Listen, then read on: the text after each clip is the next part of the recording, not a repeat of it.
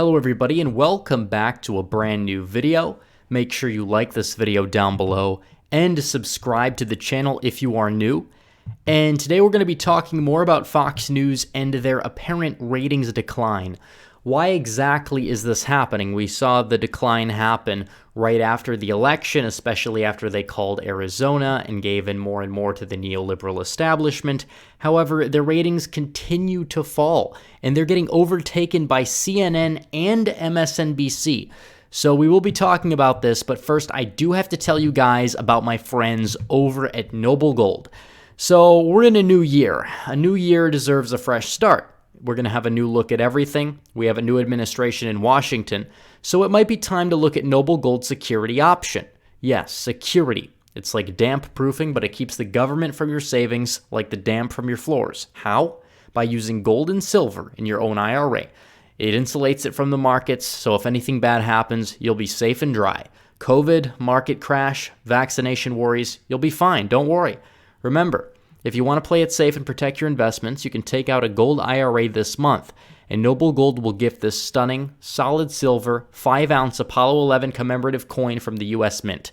It's quite something, I'll tell you, so visit noblegoldinvestments.com right now and find more about future-proofing your investments.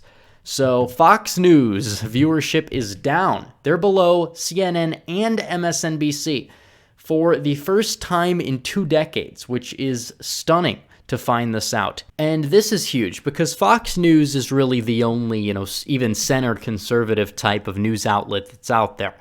And that's always why it was able to do so well in the ratings, because the liberals would be split between CNN and MSNBC, and obviously have some neocons that go over to CNN as well. And that was where a lot of the viewership on the left was going. It was a little bit more divided. Fox was really the only outlet that was to the right of center. That's why Fox News was able to bring in large numbers. And obviously, you have some high-profile hosts later in the night, like Tucker Carlson and Sean Hannity. Those guys typically bring in a big audience. Tucker Carlson has been better lately. I think if you look at the Fox News opinion, it is separate from Fox News during the day. However, Fox News during the day, there's really no difference between that and CNN at this point.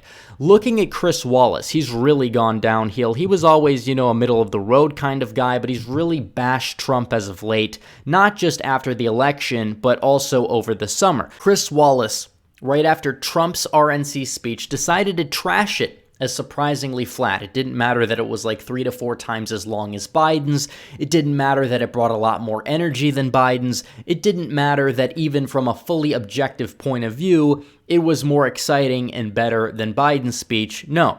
Chris Wallace decided to trash it as surprisingly flat. Wallace also praised Biden's speech during the DNC, and looking at the inauguration this week, Chris Wallace says that Biden's speech was the best inaugural address I ever heard. Really, that's very interesting. Because you look at Biden, this guy, he's an old man, he's weak, he's decrepit, he has borderline dementia at this point, and he is kind of sloppy and low energy. Even Bill Clinton fell asleep during Joe Biden's speech. Wasn't really that notable of a speech, a lot of faux unity rhetoric, but that's about it. Donald Trump's 4 years ago hit the neoliberal establishment pretty hard, hit the Republican establishment, hit the Democratic establishment. He talked about putting the power of the government in the hands of the people. He talked about draining the swamp. And what percentage of his inaugural agenda he did will be left up to your interpretation. But either way, I thought that was a phenomenal speech, especially as it was groundbreaking. It turned everything that you know about the political elite on its head, potentially changed politics in a way. Just the whole rhetoric for the campaign, not the speech, but the speech was emblematic of that. And as a result, it was a fairly good speech. Biden's speech was nothing special. Chris Wallace, on the other hand, will sit there on Fox News and call it the best inaugural address that he's ever heard. Already you can tell that Fox is roughly going downhill.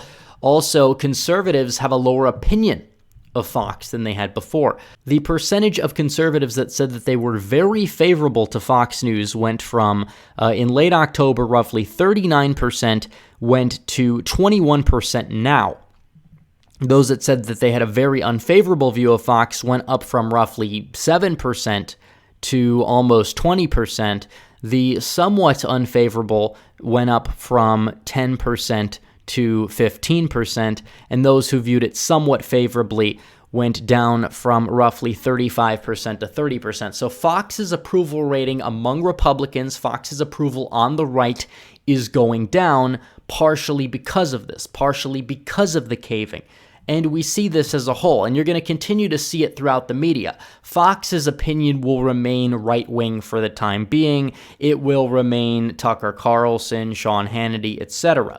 However, Fox during the day will continue to look a little bit more like how CNN did 4 to 5 years ago and keep going down that path. You will see a lot more praise of Joe Biden and his administration over the next 4 years, and the media will get extremely soft. Biden probably is going to get us into several new wars. The media will go to talking about that again. It will raise their ratings because in the meantime, they have nothing to do. Because the media, they're a part of the same establishment that Biden's a part of. They're essentially in bed with him.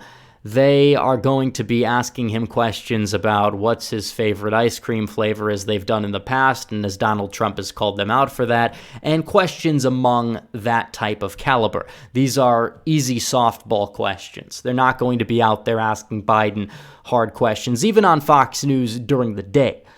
Mainly, which is moving vastly towards the establishment and moving vastly to the left of where it was several years ago.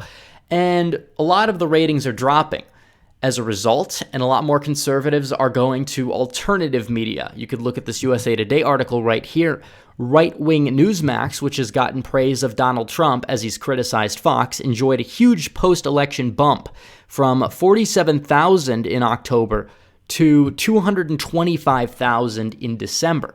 And they are growing. They are eating into Fox's ratings. They're eating into Fox's numbers. OAN, I believe, is a little bit up too, as well as a lot of alternative conservative viewing platforms and websites and blogs on the internet and things like that.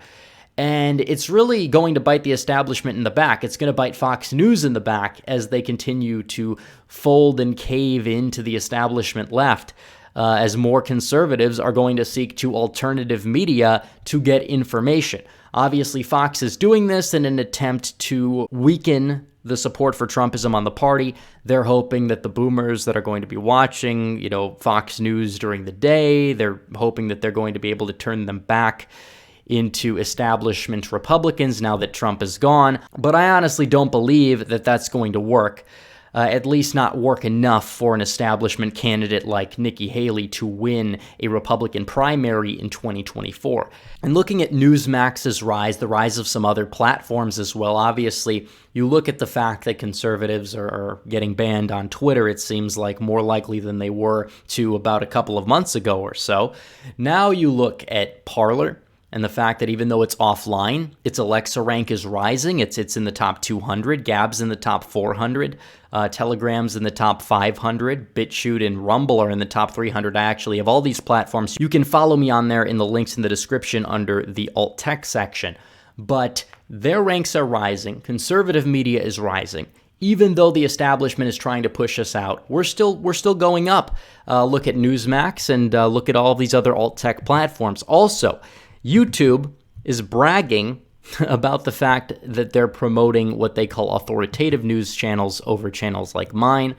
You can see this here. They're calling them authoritative news channels because, the CNN, MSNBC, Fox, these types of channels they view as authoritative. They prioritize them in the search results, and now they're bragging about their watch time going up. They're bragging about their viewership going up, but we know how it's going to end. Because when you create a counterculture, the counterculture always wins. And that's the white pill of the day. And Fox News ratings are going down, but Newsmax is going up. These other conservative media organizations are seeing their numbers go up. And that's a good thing. And we'll see what happens moving forward. Will Fox continue to cave in during the Biden administration? Or will daytime Fox grow a set of stones? You can let me know in the comments. Obviously, when it comes to Fox News opinion, it's a little bit of a different story. Tucker Carlson, Sean Hannity, they're always going to be solid conservatives, but I'm mainly talking about Fox News during the day for the most part, which is caving and folding and moving vastly towards the establishment left. So anyways, guys, thanks for watching this video. Please like this video down below, comment down below, and subscribe to the channel. Hit the bell for notifications so you never miss another video. Follow me on social media, become a member, donate to the Patreon or Subscribe Star, links in description. As always, guys, thanks for watching. Red Eagle, out.